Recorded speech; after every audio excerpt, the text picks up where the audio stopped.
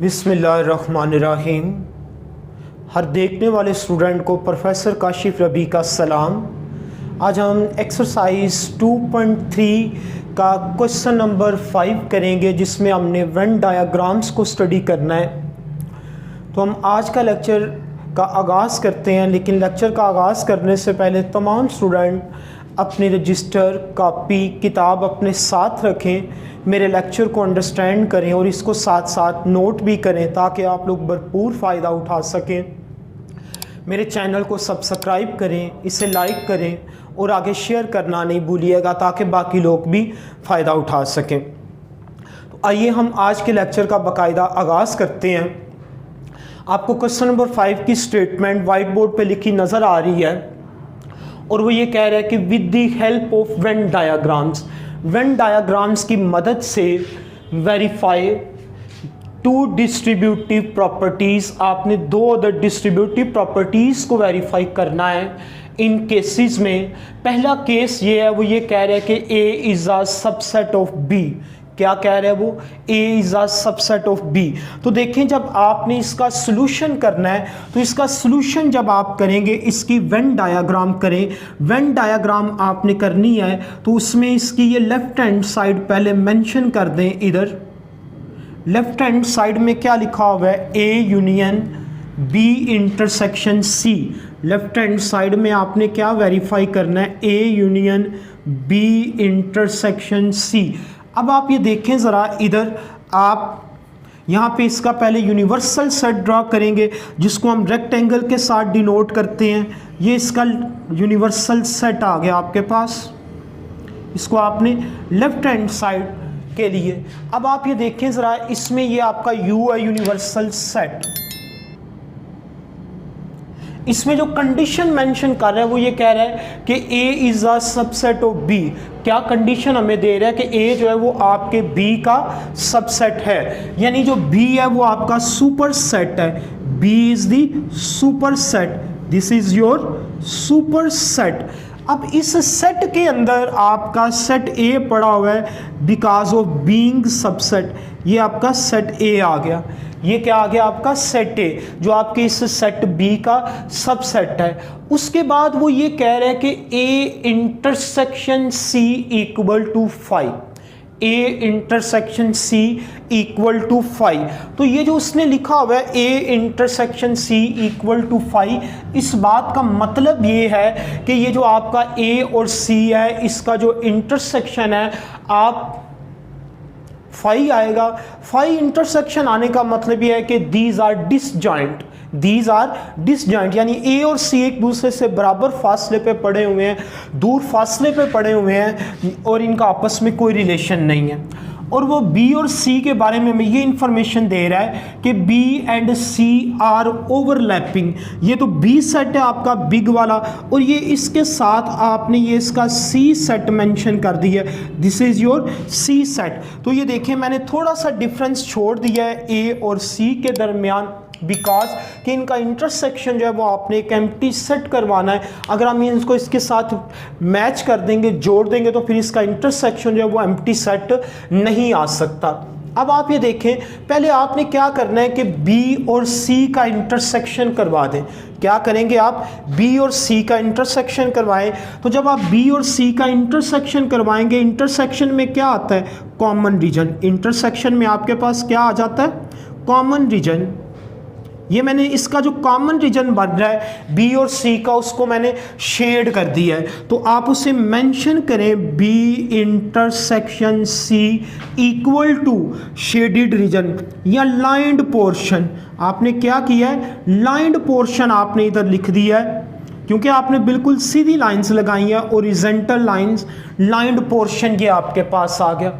इसके बाद आपने क्या करना है? इसकी लेफ्ट हैंड साइड के लिए आपने ये जो आपका ये जो लाइंड पोर्शन है, इस लाइंड पोर्शन का आपने A के साथ यूनियन करवा देना। तो यूनियन में क्या होता है कि दोनों को आप कंबाइन कर देंगे, दोनों को आप कंबाइन कर देंगे। बिल्कुल ठीक। तो ये क्या आ जाएगा? एक ये वाला पोर्शन आ जाएगा और दूसरा ये जो आपका सेट A वाला पोर्शन है ये आ जाएगा। ये सेट ए वाला जो पोर्शन है ये भी इसमें आ जाएगा। तो आप उसे मेंशन कर दें प्लीज़। एट द एंड आपने उसे क्या मेंशन करना है, 10 A union B intersection C. तो ये क्या आ गया आपके पास, ये दोनों जो लाइंड पोर्शन है आपके पास, यहाँ शेडिड पोर्शन, शेडिड रीजन का वर्ड भी आप इधर इस्तेमाल कर सकते हैं, लाइंड पोर्शन भी आप कह सकते हैं, ये आपकी अपनी चॉइस है। तो ये आपके पास इसकी थ्रू वेन डायग्राम्स ये आपके पास आ गया। इसकी डिस्ट्रीब्यूटिव प्रॉपर्टी की ये लेफ्ट हैंड साइड आपने वेरीफाई कर दी है। अब आपने इधर क्या करना है कि ये जो डिस्ट्रीब्यूटिव प्रॉपर्टी है इसकी राइट हैंड साइड को आपने वेरीफाई करना है, ये इधर लिखी हुई है। तो अब आप राइट हैंड साइड के लिए वर्कआउट करेंगे। राइट हैंड साइड को पहले आप इधर मेंशन कर दें। राइट हैंड साइड में वो लिख रहा है A union B intersection A union C. तो कंडीशंस वो ही हैं, यानी इसका जो सेट ए है, सेट बी है, सेट बी है, इनकी जगह चेंज नहीं होनी, ये जिस तरह हैं वैसे ही पड़े रहेंगे। तो सबसे पहले आप इसका यूनिवर्सल सेट ड्रा करेंगे। यूनिवर्सल सेट, उसके लिए आपने ये एक रेक्टेंगल ड्रा करना होता है इसका यूनिवर्सल सेट लेने के लिए। तो ये U आ गया आपके पास। अब आपने क्या करना है, इधर सबसे पहले आप एक बड़ा सेट ड्रा करें जिसको आपने सेट B का नाम लेना है। तो A चूंकि आपके B का सबसेट है, यानी A जो है वो आपका सेट B के अंदर पड़ा हुआ है, लाइक दिस। ये आपका हो गया सेट A, ये क्या हो गया आपका सेट ए। और फिर उसने ये कहा हुआ है कि ये बी और C these are overlapping, these are overlapping, ये दोनों जो सेट्स हैं आपके ये ओवरलैप कर रहे हैं। तो ओवरलैप करने से क्या मुराद है कि बी का थोड़ा सा हिस्सा और सी का थोड़ा सा हिस्सा आपस में मिला हुआ है, आपस में मिला हुआ है। तो ये आपका सी सेट हो गया। अब आपने इसमें क्या करना है, पहले आप ए और बी का यूनियन करवा देंगे। क्या करेंगे आप, ए और बी का यूनियन करवाएंगे। जब आपने ए और बी का यूनियन करवाना है तो उसमें ये देखें यूनियन क्या करता है आपके पास, जब आपने पढ़ा है इसको पहले कि जब आपकी कंडीशन सबसेट और सुपरसेट वाली होती है तो यूनियन वाले केस में जो आपको आंसर है वो एक सुपरसेट मिलता है। तो चूंकि यहाँ पे जो आपका सुपरसेट है वो बी सेट है, सुपर सेट आपका क्या है, बी सेट है, तो इसके यूनियन में आपको क्या मिल जाएगा, बी मिल जाएगा। तो आप इसको ओरिजेंटल लाइंस के साथ शेड कर दें, ओरिजेंटल लाइन के साथ आप इसको शेड कर देंगे तो ये बी सारे का सारा आ जाएगा। मींस कि ये जो सी का कुछ हिस्सा है ये भी आपके ए और बी के यूनियन में शामिल हो जाएगा, क्योंकि बी का कुछ हिस्सा सी का भी हिस्सा बना हुआ है। तो ए यूनियन बी आपके पास क्या आ गया, horizontal lined portion, horizontal lined portion. ये क्या आया आपके पास, horizontal lined portion, horizontal lined portion. अब आपने क्या करना है, इसके बाद ए और सी का यूनियन करवाना है। किसका, ए और सी का आप यूनियन करवाएंगे। यहां पे ए यूनियन सी, ए यूनियन सी। तो ए यूनियन सी में क्या होगा आपके पास कि ए वाला सेट सारे का सारा आ जाएगा। इसको फर्क करने के लिए मैंने क्या किया है कि यहाँ पे ओरिजेंटल की बजाय वर्टिकल लाइंस मैंने लगा दी हैं। तो ये क्या आ गया आपके पास, वर्टिकल लाइंड पोर्शन। ये क्या आप उसे मेंशन करेंगे, ए यूनियन सी के लिए क्या आ जाएगा, vertical lined portion, vertical lined portion.